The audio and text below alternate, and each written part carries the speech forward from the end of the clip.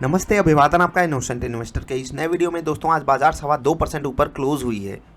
इतने ऊपर बाजार क्लोज हो पाई तो केवल इस न्यूज़ के कारण। ये है आज की या इवन इस महीने की, इवन इस साल की सबसे बड़ी news related to stock market. HDFC limited merge हो रहा है एचडीएफसी बैंक से। सारी कहानी मैं आपको इससे पहले वाली वीडियो में समझा चुका हूँ। कुछ सवाल हैं, मैं उनको डिस्कस करूँगा और वहाँ से आपको काफ़ी कुछ समझने को भी मिलेगा। लेकिन आपने पिछली बार इन दोनों भाइयों को टॉप गेनर में कब देखा था, क्या आपको याद है? या आपने इन दोनों भाइयों को 5-5% ऊपर भागते हुए कब देखा था? जिनको नहीं याद है मैं उनको याद दिला दूं, साल 2020 था जब आपको ये मौका मिला था। खैर, अभी आपके सामने जो सिचुएशन बनी है, इन दोनों के कारण 2.25% बाजार ऊपर है। प्योरली शॉर्ट कवरिंग ही हो सकती है ऐसे केसेस में, क्योंकि रियल बायर्स को पता है।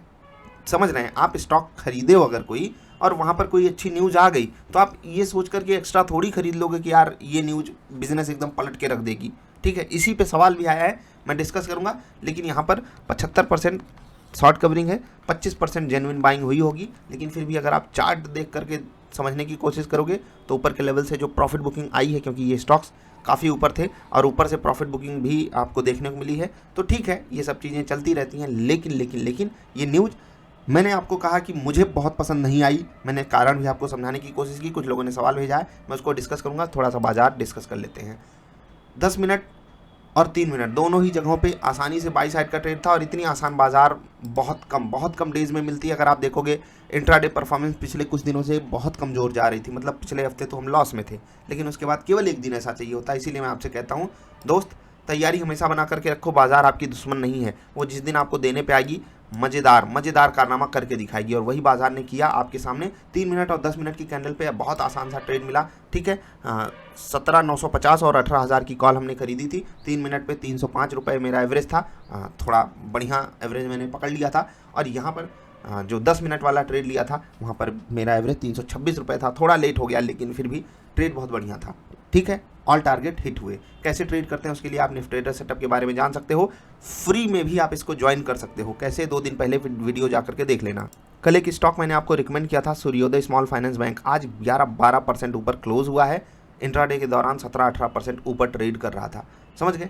चलिए अब बात करते हैं एचडीएफसी बैंक की, क्योंकि उसी पे सवाल भी आए हैं, उसी पे कई लोग क्वेरीज डाल करके, मतलब कुछ लोग तो इसी टेंशन में है कि यार मेरे पास शेयर 45 नहीं है, मेरे पास 25 शेयर नहीं है, मैं क्या करूं, ये हो गया वो हो गया। तो यार देखो, वो टेंशन आपको नहीं लेनी है, कंपनी को लेनी है। नहीं तो अपनी पहरेदार से भी खड़ी है, वो समझा देगी कंपनी को। भाई, रिटेल इन्वेस्टर्स के बारे में कौन सोचेगा? तो आप उसकी टेंशन ना लो, कंपनी आपको समझाएगी क्या होने वाला है। मैं आपको समझाऊंगा एकदम आसानी से। ठंडे दिमाग से बैठे रहो। मैं बहुत जल्द इस पर पूरी एक वीडियो तैयार करूंगा आपके लिए 10-15 मिनट की, वहाँ पर आपको समझा दूंगा, क्योंकि ये बहुत बड़ा डेवलपमेंट है और इसको समझाना मेरी जिम्मेदारी भी है। आसान भाषा में समझाऊंगा, तकलीफ मत लीजिए।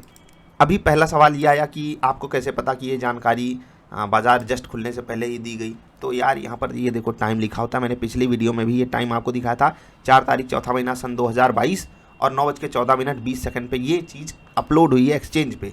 और ऑफिशियली अगर मैं आपको समझाना चाहूँ तो एक्सचेंज ही वो जगह होती है जहाँ पहली बार इंफॉर्मेशन कंपनी प्रोवाइड करती है, फिर वहीं से न्यूज़ एजेंसीज़ के पास डेटा जाता है, कहीं और जाता है। समझ गए? यानी कि सबसे पहली प्रायोरिटी स्टॉक्स को या कंपनियों को एक्सचेंज को ही देनी पड़ती है अगर इन्फॉर्मेशन कुछ सबमिट करना है तो। ठीक है, तो समझ गए, ये हो गई टाइमिंग की बात। दूसरी जो सबसे बड़ी बात है, वहाँ पर एक भाई साहब का सवाल आया और कल जो मैं वीडियो बनाया वहीं से वो सवाल थोड़ा सा अलग तरीके से आया। क्यों आया थोड़ा सा समझिएगा। उन्होंने कहा कि भैया देखो, आप कितने भी ज्ञानी हो लेकिन यार कंपनी से ज़्यादा तो कंपनी के बारे में आप नहीं जानते होगे। तो भाई इतना डरने की ज़रूरत नहीं है। मैं आपको ये हमेशा बोला हूँ कि अगर आप किसी चीज़ से डिसएग्री करते हो तो वह आप बोल सकते हो, लेकिन गलत अफवाह मत फैलाओ कि आपने ये बोला था, आपने ये कर दिया।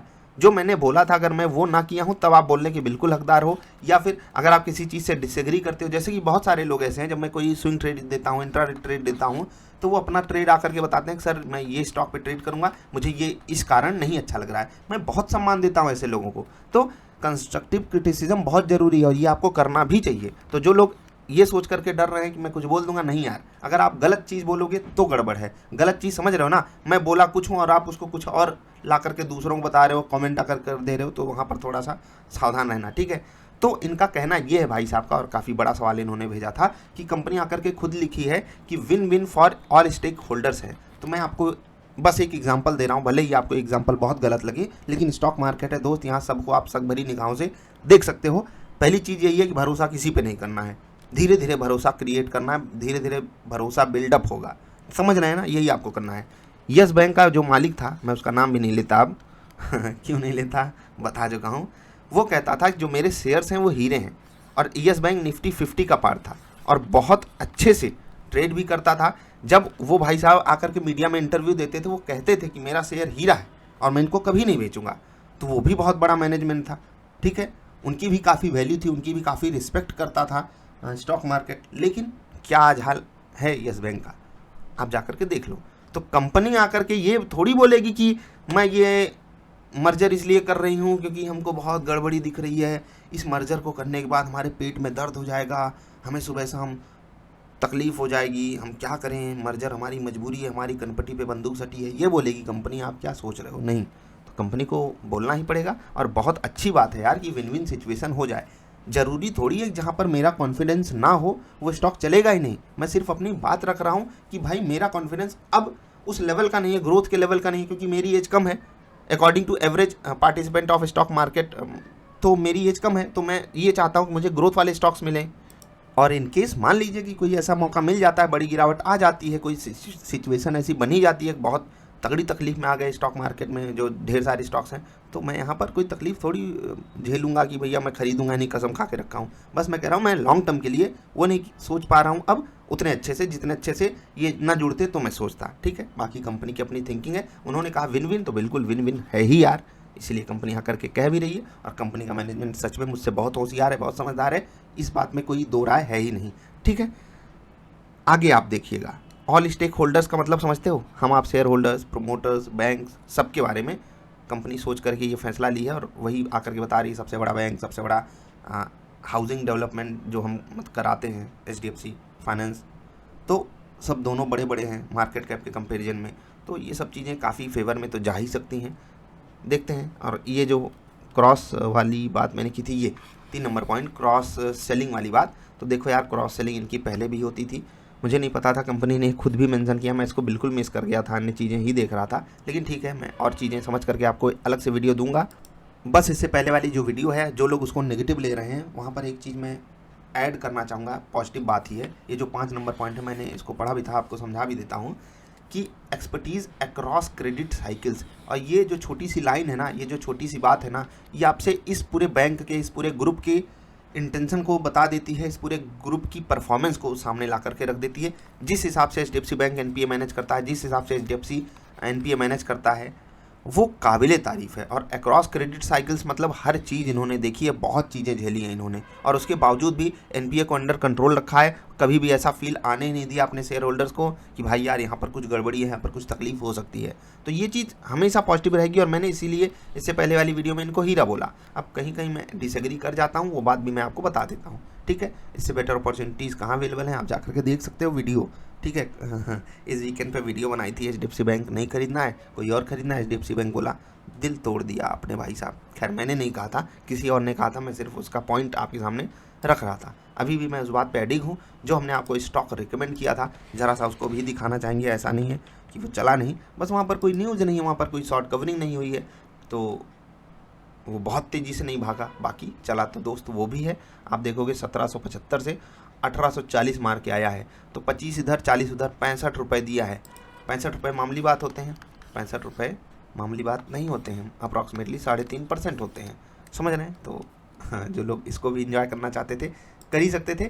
बाकी सूर्योदय स्मॉल फाइनेंस बैंक तो कमाल किया ही, अन्य ट्रेड्स भी आज बहुत बढ़िया चले हैं, जैसे कि HDFC लाइफ हमने सही समय पर पकड़ा था। एक और बात आपको जाते जाते बताऊंगा मैं, HDFC लाइफ भी आज शायद 4-5% ऊपर है, क्लोजिंग मैंने नहीं देखी है उसकी।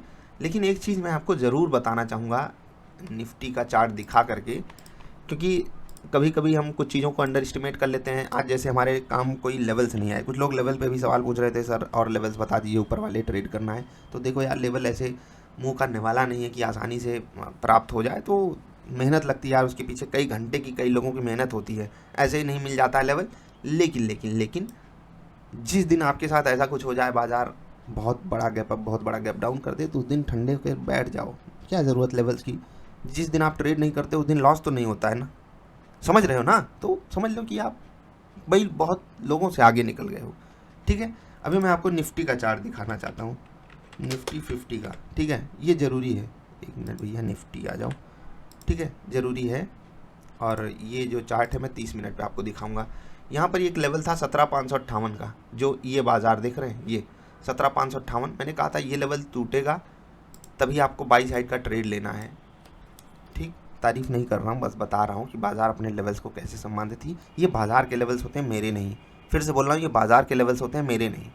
अगर आप फाइंड कर सकते हो, कोई फाइंड कर सकता है तो बिल्कुल कमाल कर सकता है। ये आप देख लीजिए, ये कैंडल बनी, इसने तोड़ दिया, उसके बाद हमने ट्रेड भी लिया था, ये आप देख रहे हैं, लेकिन इसमें हम पार्टिसिपेट नहीं कर पाए। लेकिन बाज़ार को ये जो न्यूज़ आज आई ना, इसका अंदेशा पहले ही लग चुका था, इसलिए इतना बड़ा मोमेंटम आया। और ये लेवल तोड़ने के बाद बाज़ार देखिए कितना तेज़ी से भागी है। ठीक है, 600 से 18,000 पहुँच गई। ठीक है, 17,600 से 400 पॉइंट बाजार चुटकी बजा करके गई है। आज शायद सेंसेक्स 1400 पॉइंट के अप्रॉक्सीमेटली ऊपर है। 1 मिनट BSE सेंसेक्स देख लेते हैं, 1335 पॉइंट ऊपर क्लोज हुआ है सेंसेक्स। तो कमाल की क्लोजिंग, कमाल का दिन। खासकर स्विंग ट्रेडिंग वाले स्टॉक्स बहुत बढ़िया रिटर्न दिए हैं। इंट्राडे में भी आज बहुत अच्छी परफॉर्मेंस गई है। बस यही सब चाहिए होता है और इसीलिए हम मेहनत भी लगातार करते रहते हैं। आई होप आपका भी बढ़िया प्रॉफिट हुआ हो। एंजॉय कीजिएगा आज का दिन। कल क्या होगा, कल की बाजार कहाँ खुलेगी, क्या रहेंगे इंपॉर्टेंट लेवल्स, भले ही आज लेवल्स काम ना आए, नहीं आए, हम लेवल्स बताना बंद थोड़ी कर देंगे। कल करेंगे ट्रेड, फिर से सारी बातें आपको बताएंगे रात में। रात वाली वीडियो आती है 9 बजे के आसपास, तो इंतजार कीजिएगा। अभी की वीडियो पसंद आई तो लाइक कर देना। कोई सवाल सुझाव हो तो niftyindia.in@gmail.com पे भेजना, या फिर niftyindia.in पे आना, ड्रॉप योर क्वेरी के सेगमेंट में यहाँ पर नाम, ईमेल और मैसेज छोड़ देना। हम आपको रिप्लाई देने की पूरी कोशिश करेंगे। अभी के लिए इतना ही, नमस्कार।